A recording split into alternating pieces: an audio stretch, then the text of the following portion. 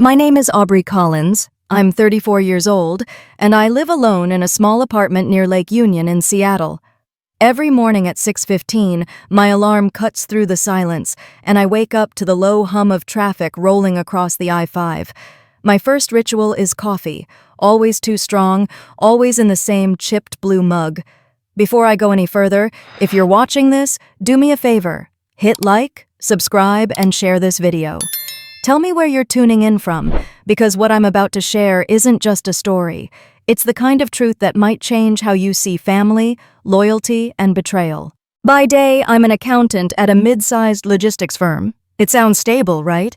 But stability is a myth when you're trapped in 60-hour work weeks, juggling deadlines, and quietly calculating if you can stretch a gallon of gas until payday.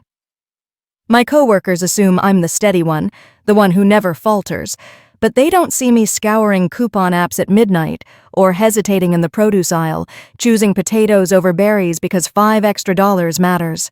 I drive a Corolla that's older than some of my coworkers' kids. Every time it rains, and in Seattle that's often, the engine coughs like it's on its last breath. "Just hold on a little longer," I whisper to it, as if encouragement could fix worn-out belts and rusted bolts. My apartment itself is modest, a single bedroom with a view of a brick wall if you lean too far out the kitchen window. I keep it clean, partly because clutter makes me anxious, partly because I can't afford to replace anything that breaks. On the shelves sit a few photographs that I sometimes regret displaying. My sister Melissa in her suburban palace, smiling next to her surgeon husband. My brother Brandon at some forgotten family barbecue, beer in hand, grin wide but eyes already hunting for someone to bail him out again. The truth? I've spent years being the reliable one. When Brandon needed money for rent, I wired it. When Melissa wanted a dream wedding, I maxed my credit card. When my dad's roof leaked, I chipped in only to see him post Cancun photos weeks later. Each time I told myself it was what family does. Each time I swallowed my frustration and worked harder. Still, there are moments, quiet ones, when the city lights blur in the rain, that I wonder what my life might look like if I stopped being everyone's safety net. What if, for once, I let myself fall without cushioning anyone else's landing? I don't say these things out loud, not even to my best friend Rachel. To the world, I'm the steady accountant, dependable Aubrey. But inside, I'm exhausted, holding a fragile balance between responsibility and resentment. And I had no idea that one ordinary Friday, with 10 crumpled dollars in my hand and a casual stop at a corner store, that fragile balance would shatter forever. That Friday was my birthday. 34 didn't feel like a milestone, just another year of bills, deadlines, and pretending I wasn't bone-deep tired. After work, I stopped at Harbor Market, the corner store I'd gone to for years. The place smelled of old coffee and fried food, and the flicker of the neon open sign always reminded me of how ordinary my life felt. "Birthday girl, right?" Gus, the owner, greeted me with his usual grin. He had run that store for decades, the kind of man who remembered not just names, but stories. "Yeah," I laughed, tucking a strand of hair behind my ear. "One more year older, no wiser." "Don't say that. You survived another year. That's a win," he said, sliding my usual items across the counter. Then he leaned in, lowering his voice like he was sharing a secret. "Feeling lucky today?" Normally, I bought $10 worth of quick picks. It was a silly ritual, a way to cling to hope when reality offered none. But something in his question made me pause. "You know what? Let's do 20 today. Birthday splurge." He winked. "Maybe today's your day, Aubrey." I folded the tickets into my wallet, not thinking much of it. Back home, I ordered Thai takeout and poured myself a glass of cheap red wine. Social media was full of people my age celebrating in glamorous restaurants, traveling abroad, posting photos with spouses and kids. I scrolled through it all in silence, wondering if anyone noticed I hadn't posted anything at all. The lottery drawing came on at 8. I almost ignored it. The tickets sat on the coffee table like forgotten receipts. But something nudged me. I grabbed them, pen in hand, and started checking. First number, matched. Second number, matched. By the fourth, I was sitting upright, my heart hammering so hard I could hear it in my ears. By the 6th, I dropped the pen. No, that can't be right. My voice sounded strange in the empty room. I checked the numbers again, and again. Then I pulled up the official website, refreshing it 3 times. Each time, the same 6 numbers glowed back at me like they were taunting me. $47 million. After taxes, maybe 31. Enough to rewrite every single line of my story. My hands shook so badly I spilled wine across the couch. My chest tightened, not just from shock, but from fear. I thought of Melissa, of Brandon, of my parents, how quickly they'd circle like vultures if they ever knew. For the first time in my life, I had everything I had ever dreamed of, and yet I couldn't tell a soul. I didn't sleep that night. I sat on the floor with the ticket beside me like it might evaporate if I looked away. By sunrise, exhaustion mixed with adrenaline until my whole body felt electric. One thought pulsed louder than the rest. I need help, but not from my family. The next morning, I called in sick to work, a first for me in nearly a decade. My hands trembled dialing the number, but the relief of hearing my boss's voicemail instead of his voice made it easier. Hi, it's Aubrey. I'm not feeling well. I'll be out today. My tone was steady, almost too calm. By noon, I was walking through the glass doors of a high-rise downtown, clutching my purse like it contained more than a lottery ticket. It contained my entire future. The office directory pointed me to the 32nd floor, Stein & Associates, Estate and Financial Law. A receptionist greeted me with a professional smile. Do you have an appointment? Yes, Aubrey Collins. With Mr. Stein. My voice cracked just slightly, betraying the storm beneath my calm exterior. Moments later, I was ushered into a sleek office with panoramic views of Elliott Bay. Harold Stein stood to shake my hand. He was in his early 50s, salt and pepper hair, wire-rimmed glasses that gave him the air of someone who'd seen every trick in the book. "What brings you in today, Miss Collins?" he asked warmly. I slid the folded ticket across his polished desk. My throat tightened. I need to know how to claim this, without the world knowing it's me. His eyes widened, but only for a moment. Then he adjusted his glasses and nodded like this was just another Tuesday. Congratulations. First, you'll need to remain anonymous. In Washington State, that's possible if we establish a trust. You'll also need a financial team, accountant, advisor, tax specialist, and rules, strict ones about who you tell. None of my family, I blurted before he finished. My voice was sharp, edged with years of resentment. Good instinct, he said, jotting notes. The biggest mistake I've seen? Winners who tell too many people too soon. It never ends well. As he spoke, I felt a strange calm settle in. For once, I wasn't the powerless one. I wasn't the sibling scraping together money for everyone else's emergencies. I was in control. When I left his office, a thick folder clutched to my chest. The weight of the city felt different. The sidewalks, the rumble of buses, even the drizzle, all of it hummed with possibility. I had the money. I had the plan. But the secret pressed heavy on my chest. And secrets, I knew, never stayed quiet for long. The folder from Harold sat unopened on my kitchen table, its neat edges cutting against the mess of takeout containers and unopened bills. For 2 days I walked around it, like it was a bomb waiting to go off. I had the plan to protect the money. What I didn't have was a plan to protect myself, from my family, from their endless need, from the guilt that always came after I said yes. On the 3rd night, rain tapped against the window in a steady rhythm. I sat cross-legged on the couch, scrolling through headlines about lottery winners, divorce, bankruptcy, estranged children suing their parents. The stories blurred together until one line froze me.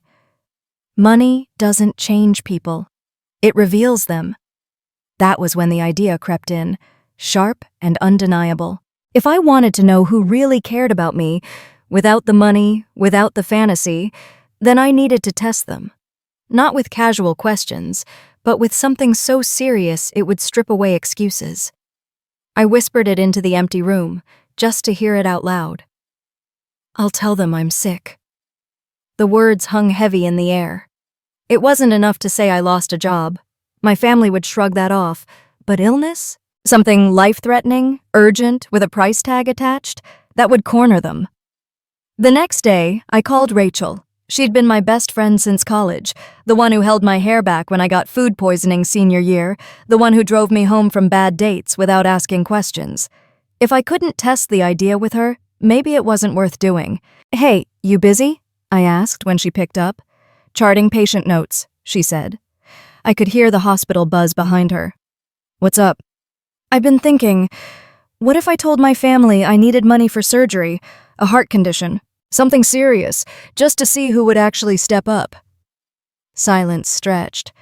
I pictured her frowning, biting her lip the way she did when she wanted to scold me but wasn't sure how.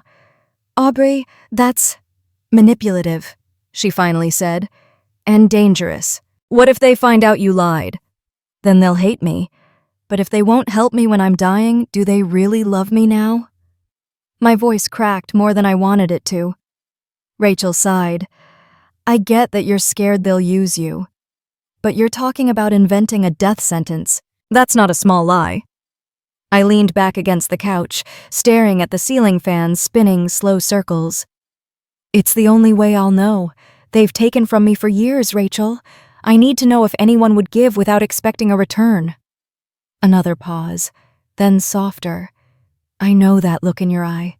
You've already decided." I didn't answer. I didn't have to. That night, I began drafting the story: a sudden diagnosis, an expensive surgery in Los Angeles, $50,000 due before the hospital would even put me on the schedule. Each detail made it more real, more impossible to back out. The test wasn't just for them, it was for me. And once I set it in motion, there would be no undoing it.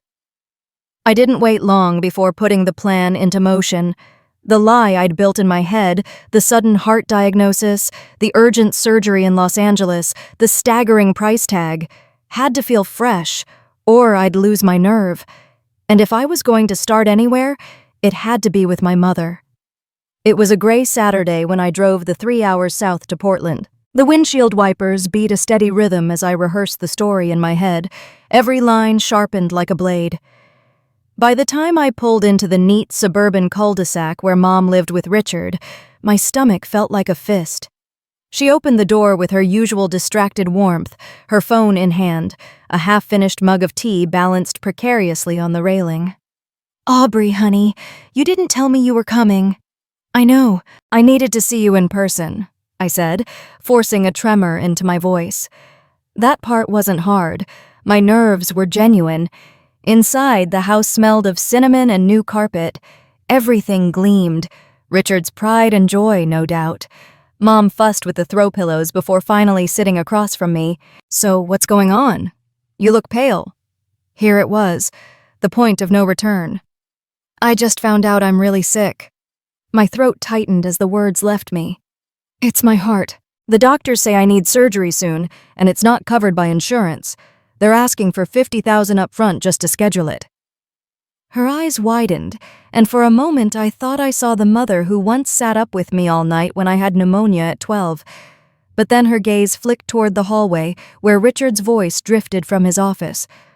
"Oh, Aubrey." She reached for my hand, but her grip was loose, uncertain. That's a lot of money." "I wouldn't ask if it wasn't life or death," I said softly. My palms were sweating, the performance too close to truth. "Mom, I just need help. I'll pay it back once I'm working again." Before she could respond, Richard appeared in the doorway. His golf polo was tucked too tightly, his expression already annoyed. "What's all this?" She's having health problems," Mom said carefully. He folded his arms. "And you came here asking for money, I assume?" I swallowed. "Yes, for surgery." Richard shook his head, chuckling under his breath like I'd told a bad joke. "We just put a down payment on the cabin at Cannon Beach. We're cash poor right now. And frankly, Aubrey, you've always had a dramatic streak. Are you sure this isn't exaggerated?" The words sliced clean. I looked at Mom, begging silently for her to push back, to prove me wrong about her. She squeezed my hand once, then withdrew. "Let me talk to him," she murmured. "Maybe we can figure something out, but I can't promise, sweetheart." Promise. That word echoed like an insult. I knew exactly how their talks ended, with Richard winning and me forgotten. I forced a small smile. Okay, just please let me know soon. Rent's due and the hospital's pressuring me. She nodded, eyes darting toward Richard's retreating back. I'll call you. The drive home was darker than the sky outside. I'd come hoping to be proven wrong, but instead I'd gotten confirmation. My own mother, still choosing convenience over her child. And this was only the beginning. After Portland, I told myself maybe my dad would be different. He'd been a physics teacher all his life, the kind of man who believed in logic and fairness, at least in the classroom. Growing up, he'd drilled into me the importance of saving money, living within my means, planning for worst-case scenarios. If anyone understood what it felt like to be cornered by life, surely it would be him. I booked a cheap flight to San Francisco the following Friday. The 2-hour hop felt longer with the story I carried in my chest. By the time the plane landed, my jaw ached from clenching. Dad suggested we meet at a coffee shop near Golden Gate Park. The place was all wood beams and hanging plants, the kind of trendy spot Gloria loved. She arrived with him, of course, perfectly pressed blouse, designer purse, the kind of perfume that fills a room before she even sits down. Dad hugged me briefly, then gestured to the booth. "You look tired," he said, in the same tone he used to comment on the weather. "I am," I admitted, sliding into the seat. I wrapped my hands around the mug of coffee the waitress set down, trying to absorb its warmth. "Dad, I need to talk to you about something serious." He leaned back, arms crossed. Gloria raised a perfectly sculpted brow. "I've been diagnosed with a heart condition," I began, the lie spilling out smoother now after rehearsing it for days. "The doctors say I need surgery soon. It costs $50,000 up front. Insurance won't cover it." Dad's expression didn't shift, but I could see the calculation behind his eyes. He'd always paused like that when grading papers, deciding whether to mark an answer wrong. "You know," he said finally, "this is exactly why I always told you to keep 6 months of expenses in savings. Did you follow that advice?" "I tried," I said, my voice breaking sharper than I intended. "But life happened. Rent, bills, things you know I couldn't avoid." Gloria set her cup down with a clink.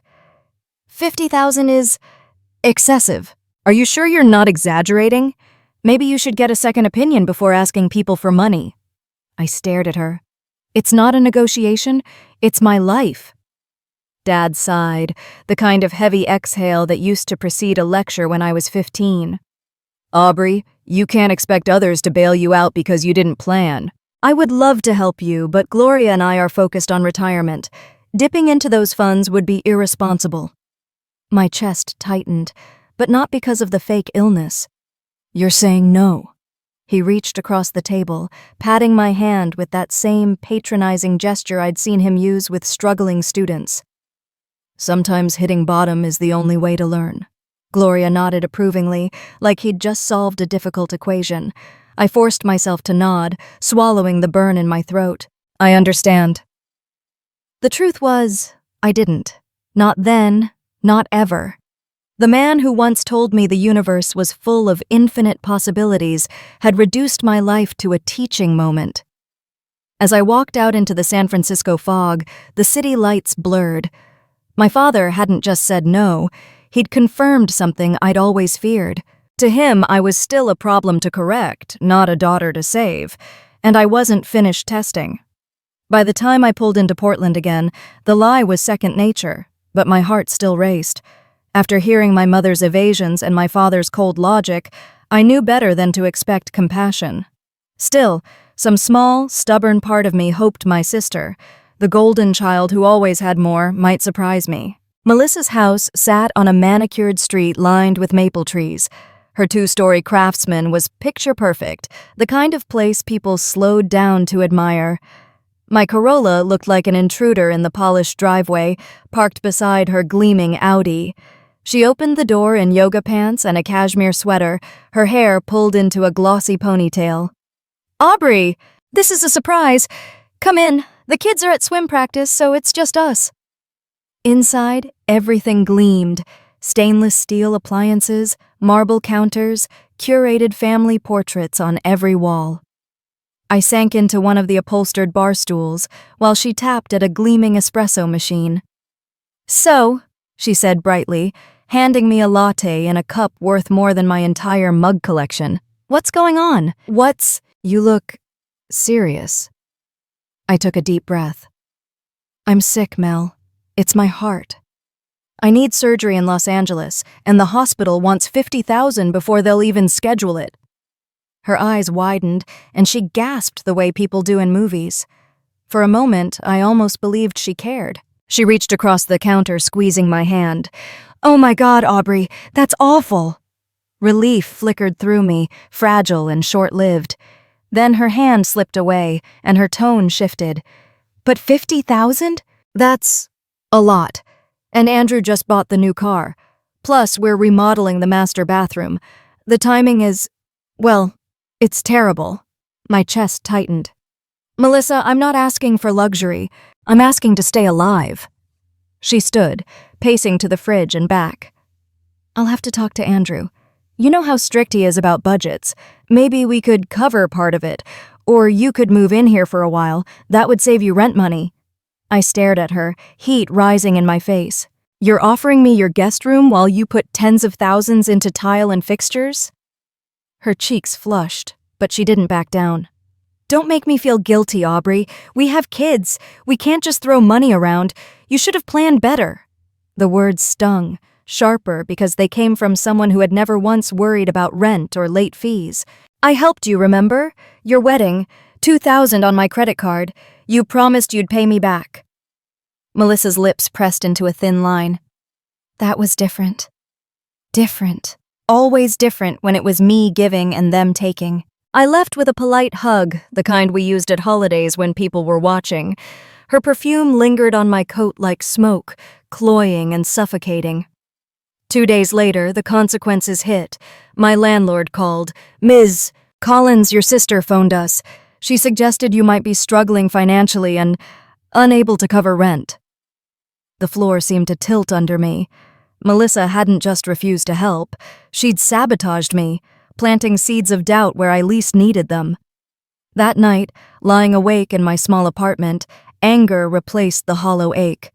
Melissa had always been the favorite, the one who never doubted her place in the family. But now I knew the truth. If I were drowning, she wouldn't just refuse to throw me a rope, she'd hold my head under water. And yet I still wasn't finished. There were more people to test, more truths to expose. Melissa's betrayal still burned in my chest when I dialed Brandon's number. If anyone should have understood desperation, it was him.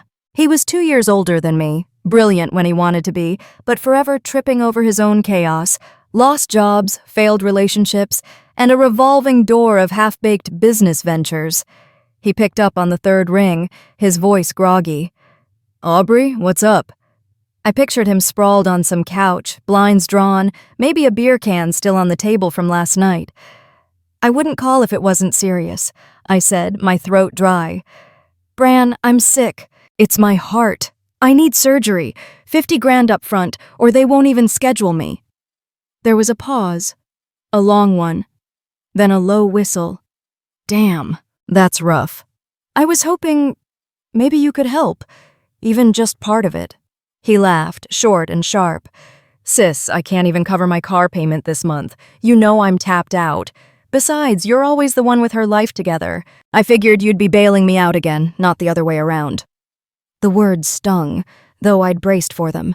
"I'm not asking for a handout. I'm asking because you're my brother." He sighed, and I could hear him shifting, maybe lighting a cigarette. "Look, I'm sorry, I really am. But you picked the wrong sibling for this one. I've got nothing to give. Call Lisa, or Dad, or Mom." "I already did," I said quietly. Another pause, heavier this time. "And they said no?" "Pretty much." For a moment, his voice softened, almost guilty. "Then I guess you're screwed, huh?" I bit down hard on my lip. "Thanks, Brandon. I appreciate the support." "Hey, don't be like that," he muttered. "I'll say a prayer for you." A prayer. From the same brother who once cried on my doorstep until I handed him $5,000 for rehab that turned into a Vegas trip. "Keep it," I said flatly. "Goodbye." I ended the call before he could answer. As the silence settled, I stared at my phone, the reflection of my face warped in the screen. If Melissa had stabbed me with betrayal, Brandon had twisted the knife of indifference. One by one, the masks were slipping, and underneath, there was nothing but hunger and excuses. After Brandon's hollow apology, I thought I'd built up enough armor for whatever came next, but calling Aunt Victoria was different. She had money, old money, inherited, flaunted at every family gathering. If compassion failed, surely pride would step in. She'd never miss the chance to play savior, even if it meant lecturing me the whole time. When she answered the phone, her tone was sharp as glass. "Aubrey, I wasn't expecting to hear from you. What's the occasion?" I hesitated, then dove in. "I've been diagnosed with a heart condition. I need surgery, soon. 50,000 up front, or they won't schedule it." There was silence, just long enough for me to picture her narrowing her eyes in her Seattle penthouse, perfectly coiffed hair and pearls still on from brunch. Then came the laugh, low and disbelieving. "I always told your father you should have gone into banking, or law, but no.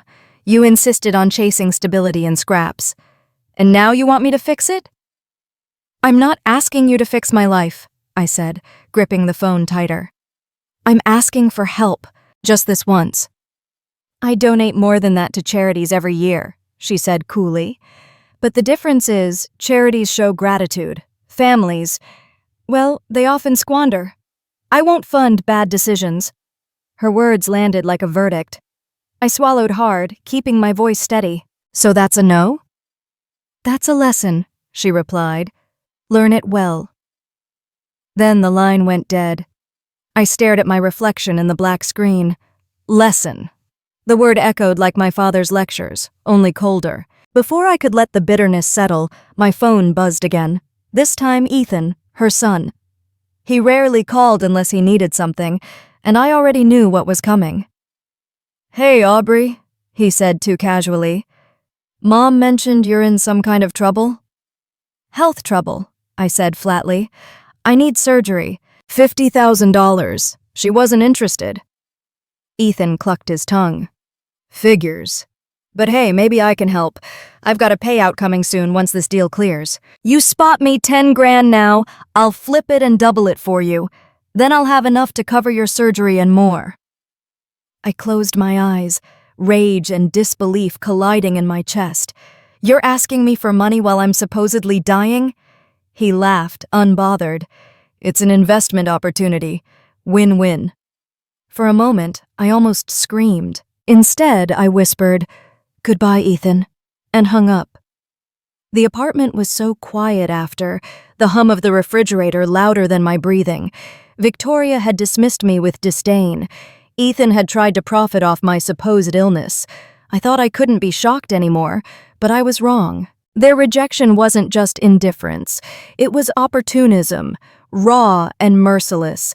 And still, I wasn't done. One last test remained, the only person I still held a sliver of hope for. After Ethan's audacity, I felt hollowed out. My family had shown me shades of cruelty I hadn't thought possible. By the time I dialed Caroline's number, I wasn't looking for help anymore. I just wanted confirmation.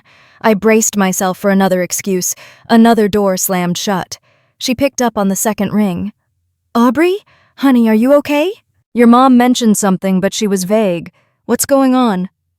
Her voice, soft, warm, threaded with genuine worry, caught me off guard. I blinked back sudden tears. I'm sick, Aunt Caroline. A heart condition. They want $50,000 up front for surgery in Los Angeles. My words came out shaky, but this time the emotion wasn't all performance. There was no silence, no calculation, just a sharp intake of breath. "Oh my lord, when did you find out?" "Last week. I've been trying to figure out what to do." "Why didn't you call me sooner?" she asked, and I could almost see her frowning, her hands busy with the cardigan she always knitted when anxious. "You shouldn't have to carry that alone." My chest tightened. because everyone else either told me no or tried to turn it back on me. She let out a long, pained sigh. That doesn't surprise me, not with this family. But it breaks my heart. We met the next day at a small diner off I-5, halfway between our towns. Caroline walked in wearing her usual faded jeans and a floral blouse, her silver hair pulled into a loose bun. No diamonds, no designer labels, just a canvas tote stuffed with papers and yarn. The moment she saw me, she wrapped me in a hug that smelled of lavender and soap. "You've lost weight," she murmured, pulling back to study my face. "Sit. Eat. You'll need strength." I hadn't even opened the menu when she reached into her bag and slid an envelope across the table. "It's $3,000. It's all I can spare right now, but it's yours." My throat closed. I pushed the envelope back toward her. "Caroline, no. You need that more than I do. I shouldn't have even asked." "Don't argue," she said firmly. "Family helps family. That's how it's supposed to be." Tears blurred my vision. No one else thought so. She took my hand across the table, her grip steady. "That's because most of them wouldn't recognize love if it was staring them in the face. But I do. And I know you, Aubrey. You've carried more than your share for years." The words cracked something open in me. For the first time since this so-called test began, I felt seen, not as a resource, not as a disappointment, but as a person worth loving. As we finished lunch, she added softly, "If you need a place to stay, my couch folds out. It's not fancy, but it's home. You won't be alone." Driving back north, the envelope sat heavy in my purse, not because of its value, but because of what it represented, the only unselfish act I'd received. Caroline had almost nothing, yet she gave without hesitation. And in that moment, I knew exactly what I would do once the truth came out. Caroline's kindness stayed with me long after I left that diner, like a small flame fighting the cold wind. I clung to it as proof that not everyone had failed me. But as comforting as that was, it also left me exposed, because it reminded me how much I wanted to trust someone. So I called Rachel, as she'd been my anchor for years, the one person I confided in without fear of being judged. If there was anyone I could lean on, it was her. I wanted to share the whole story, maybe not the lottery, not yet, but at least the truth about what I was doing. We met at our usual wine bar near Pike Place, a cozy place with dim lights and a chalkboard menu. She was already at the table, sipping a rosé, her scrubs swapped for jeans and a cardigan. "You look like hell," she said lightly when I sat down. I managed a laugh. "Thanks. It's been a week." I told her everything, my fake diagnosis, the tests, the way each family member had failed me, except Caroline. Her eyes widened, her mouth parting as she absorbed each word. "Jesus, Aubrey," she whispered. "You actually told them you're dying?" "I had to know," I said, gripping my glass like it might shatter. "I needed to see who would stand by me if I had nothing left." She shook her head, uneasy. "You're playing with fire. Lies like this, they don't just disappear." I leaned closer. "I trust you. I needed you to know. Just, please, keep this between us." Her expression softened. She reached across the table, squeezing my hand. "Of course. You know I've always got your back." For a moment, I believed her. 2 days later, my phone buzzed non-stop. Messages from Melissa, my mother, even Brandon. Accusations, demands, thinly veiled threats. "How dare you test us? We heard from Rachel what you've been saying. You're sick in the head, not your heart." The floor fell out beneath me. I called Rachel, my chest tight. She answered on the first ring, voice rushed, almost defensive. "Aubrey, listen." "You told them?" My voice cracked, sharp with disbelief. "I didn't mean to," she said quickly. "Melissa cornered me at the hospital. She said she already knew something was off. I just slipped. I thought maybe if they understood, they'd show up for you." "Show up?" My laugh was bitter, broken. "Rachel, you handed them a weapon. They'll twist this into proof that I'm manipulative, unstable, everything they've ever said behind my back." "I was trying to help," she insisted, but her voice faltered. "You've been drowning in secrets. I thought honesty would—" "Honesty? My grip on the phone trembled. Honesty would have been keeping my trust, not giving away my lie. The silence between us was heavier than any rejection from my family. Finally, I whispered, "You were the only person I thought I could count on." "Aubrey." I hung up. For the first time, the betrayal wasn't from blood. It was from the one person I'd chosen, the one person I thought was different. And that cut deeper than all the others combined.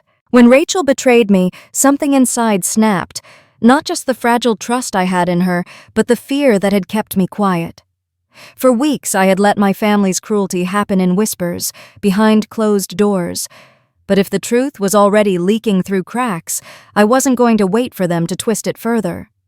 So when Melissa's invitation arrived, a glossy card announcing a celebration of success for Andrew's new promotion at his law firm, I didn't decline.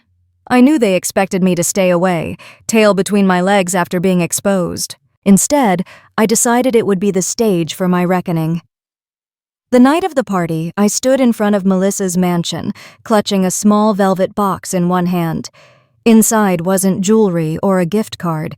It was the key to the modest craftsman house I'd just purchased in Tacoma, a home meant for Caroline. My pulse thundered, but not from fear. From anticipation. The driveway was jammed with luxury cars. Inside, the chandelier-lit entryway buzzed with chatter, glasses clinking, and the low hum of smug laughter. Melissa spotted me immediately, her smile tight as piano wire. "Well, well," she purred, sweeping over in a silk dress that probably cost more than my car. "I didn't think you'd come, Aubrey. Brave of you, considering—" "Considering what?" I asked evenly. Her smirk deepened. "You know, the lies. Telling everyone you were dying just to guilt them into pity money. Desperate, really." Several heads turned. The bait had been thrown. I didn't flinch. "Funny," I said. "You didn't look desperate when you called my landlord to warn him I might not make rent. That wasn't about concern. That was sabotage."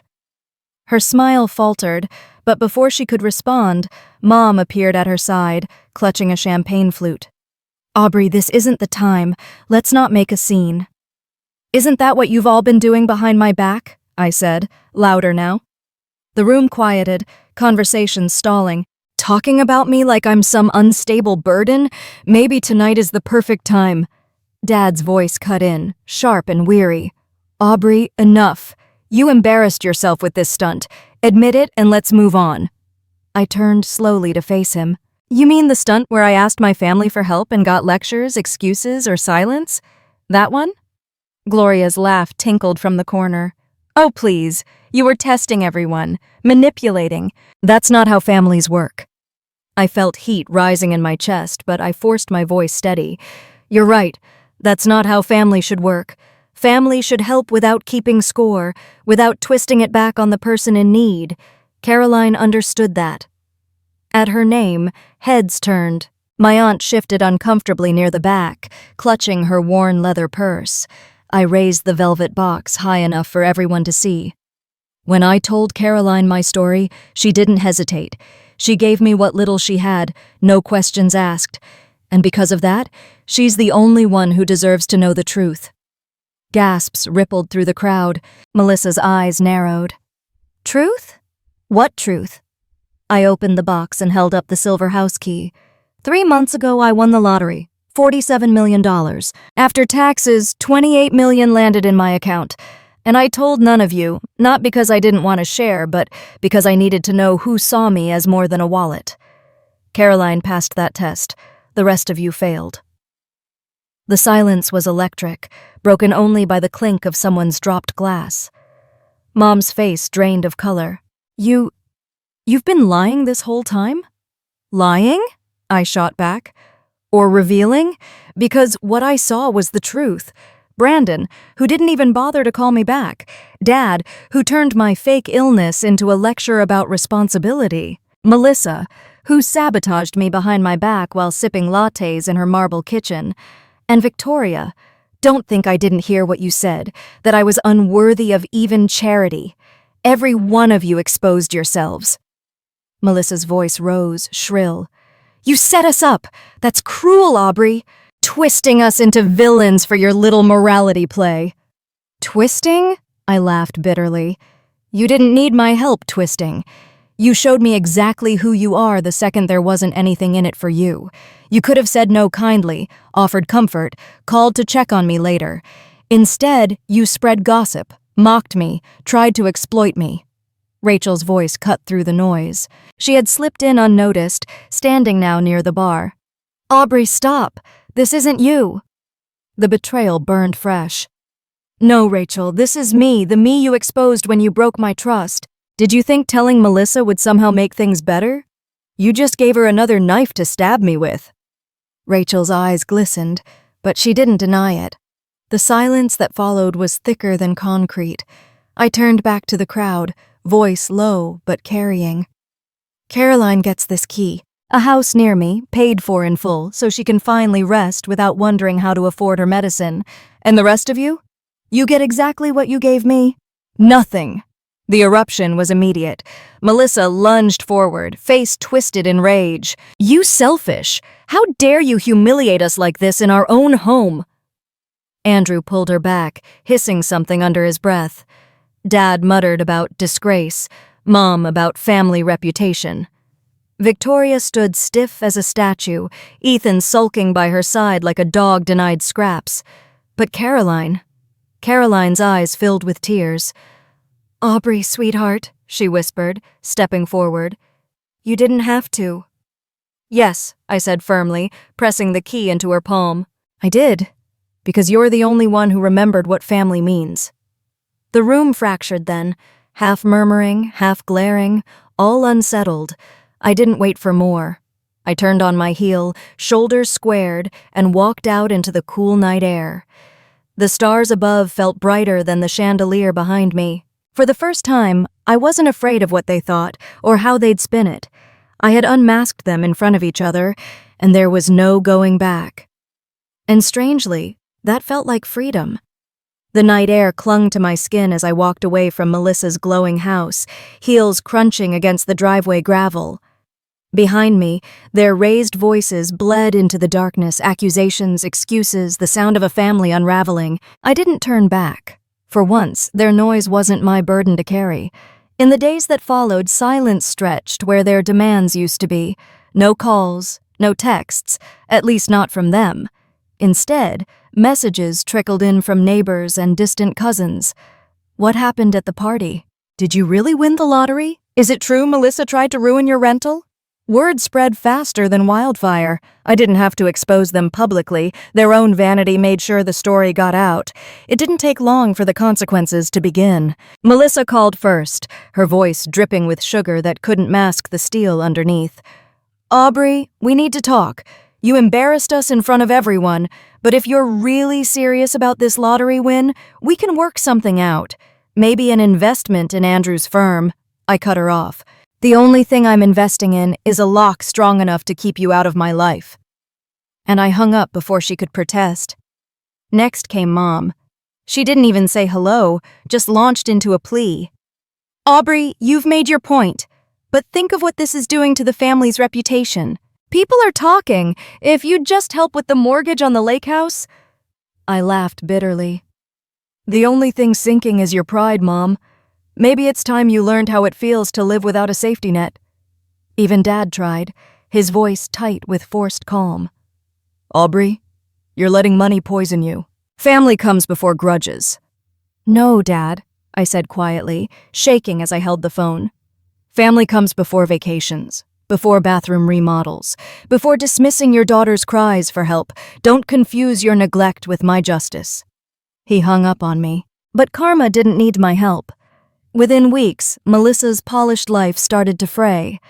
Andrew's firm was hit with a malpractice lawsuit, whispers spreading that his promotion party had been funded with debt, not success. Victoria's condo association began questioning her charitable donations after her cruel comments circulated online. Even Brandon called me once, his voice slurred, begging for cash after his car was repossessed. I didn't send a dime. Instead, I poured my energy into Caroline. Watching her walk through the doorway of her new house, the key trembling in her hand, tears streaming down her cheeks, was the first real victory I'd ever felt. She clutched me tight, whispering, "You saved me, Aubrey. You gave me back peace." But the sweetest justice wasn't their downfall. It was the shift inside me. For years, I had been the fixer, the rescuer, the one who patched holes in a sinking ship. And for years, they had drained me dry. Now, for the first time, they were left to face the storms they'd created without me shielding them. Rachel tried once to mend the bridge. She showed up outside my apartment with 2 coffees, eyes red from crying.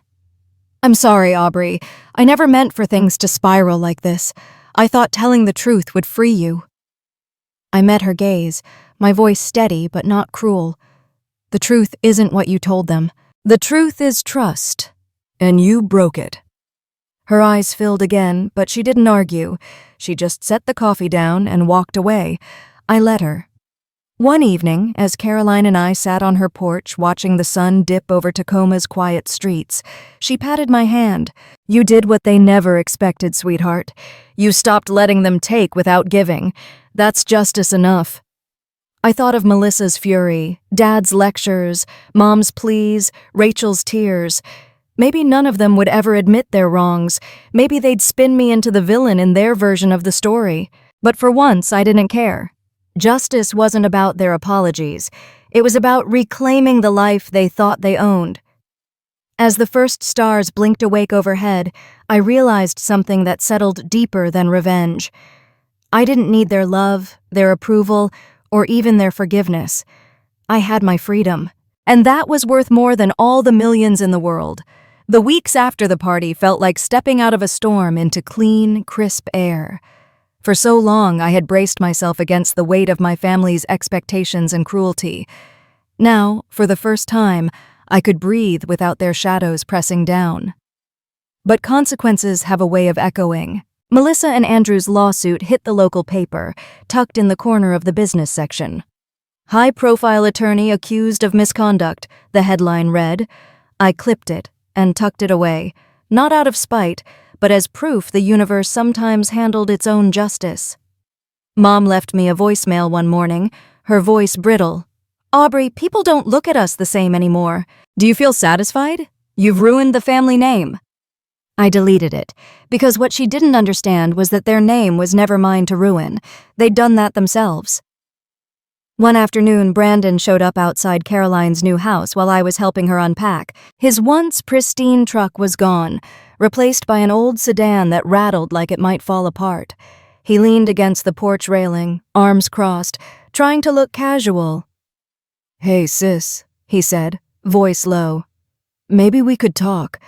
I know things got messy, but you could help me out, just this once. Get me back on my feet." I looked at him, really looked. Not at the brother I had once defended at every turn, but at the man who had turned his back on me when I needed him most. "Brandon," I said softly, "I already helped you more than you'll ever admit. And when I asked for one night of loyalty, you laughed. That door closed the moment you did." He tried to argue, but Caroline stepped out onto the porch, her presence like a quiet shield. "You heard her," she said firmly. "Time to go." For once, Brandon had no comeback. He left, and I didn't feel guilt chasing after him, just relief. The freedom startled me. At night in my new apartment overlooking the water, I'd sit by the window with a cup of tea, listening to the ferries sounding in the distance. Seattle stretched wide before me, full of possibilities I had once thought were reserved for other people. For the first time, the future wasn't a cage built by my family's greed. It was mine to design. I started sketching ideas for something bigger than myself, a foundation maybe to support people who fell through the cracks when their own families abandoned them, because I knew that kind of loneliness better than anyone. One evening, Caroline asked, "Do you regret it, exposing them like that?" I thought for a long moment before answering.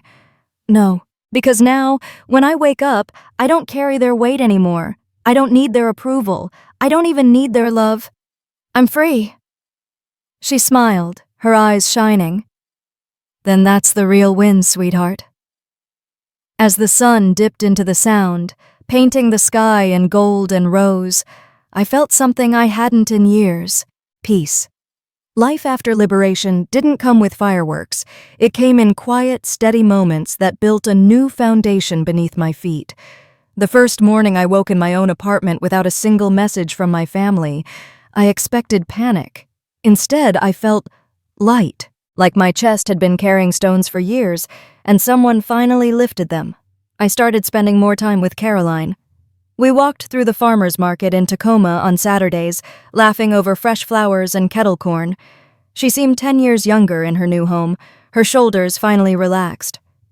"Funny," she told me once, picking up a bouquet of sunflowers. "Sometimes freedom looks like small choices we never thought we could make." Her words stayed with me, because she was right. Freedom wasn't the money in my account, it was the ability to choose my life without their strings attached.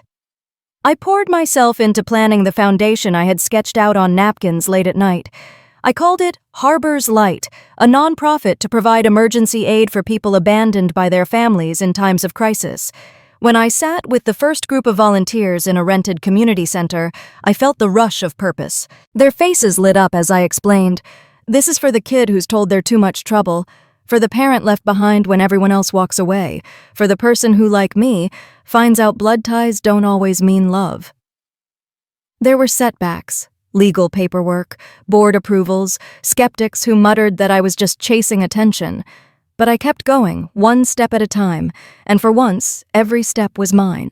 The invitations from my family trickled in at first, birthdays, holidays, thinly veiled attempts at reconciliation. I declined them all. I didn't need another performance of their half-hearted affection. The more distance I placed, the more I realized their love had always been conditional. One night, as the Seattle rain streaked against my windows, I sat at my desk finalizing Harbor's Light's first grant approval. The recipient was a single mother whose parents had disowned her after she left an abusive marriage. I saw myself in her desperation and in her courage.